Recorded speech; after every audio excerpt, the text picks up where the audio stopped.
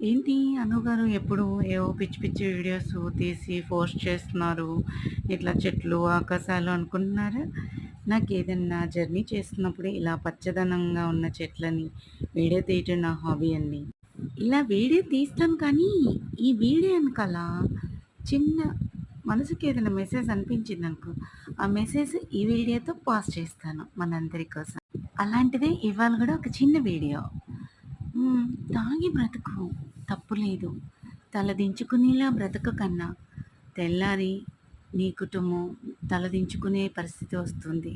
మనిషిలా బ్రతుకు, కానీ మనసు లేని మనిషిలా బ్రతక కన్నా, నీది కాని రూపాయిని ఎప్పుడు నీదనుకుని బ్రతకకు. ఎందుకంటే అది ఎప్పుడూ నీకు తృప్తి రాదు. నీకా నువ్వు సంపాదించి రూ. 10 సరే, తినే పచ్చడన్నమైనా సరే చాలా ఆనందంగా, తృప్తిగా ఉంటుంది.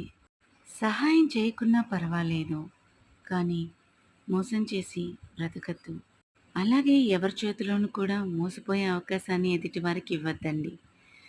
ఎందుకంటే ఇది మన లైఫ్. ఉన్నదొక్కటే. ఇంకొకటి ఏంటంటే, ఏ ఎవ్వరైనా నా ముందెంత అని అనుకోవద్దండి. ఎందుకంటే దేవుడికి అందరం తలదించాల్సిందే. ఒక చిన్న సామెత.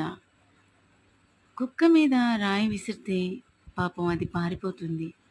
అదే రాయి తేనె తుట్టు మీద విసిరి చూడండి, మనం పారిపోతాం కదా! అలాగే మనిషికి అర్థమయ్యేలా చిన్న మాట ఏంటంటే, ఎవరిని నోరు దురుసుగా ఒక మాట అనవద్దు.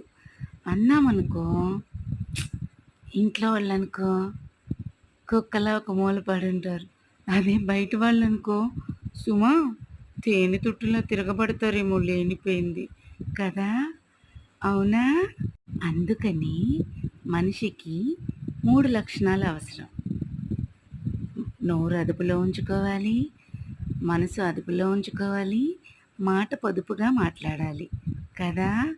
ఇవి 3 కరెక్ట్‌గా లేకపోతే అన్నీ ఇబ్బందులేనండి. ఇంకొకటి ఏంటంటే, అవసరం కొద్దీ డబ్బు సంపాదించు, కానీ డబ్బే జీవితం కాకూడదండి. ఎందుకంటే డబ్బే జీవితం అయితే దాని మీద బోలెడన్ని కోరికలు, బోలెడన్ని ఆశలు చాలా చాలా వచ్చేస్తాయి మనకి. అందుకోసమని మనం ఎవరిని ఇబ్బంది పెట్టకూడదు. మనం ఎవరితో ఇబ్బంది పడకూడదు. నా వీడియో గాని మీకు నచ్చినట్టయితే ప్లీజ్ లైక్ చేయండి, షేర్ చేయండి, సబ్స్క్రైబ్ చేయండి. పక్కనే ఉన్న బెల్ ఐకాన్‌ని క్లిక్ చేయండి ప్లీజ్. అనే వీడియోస్.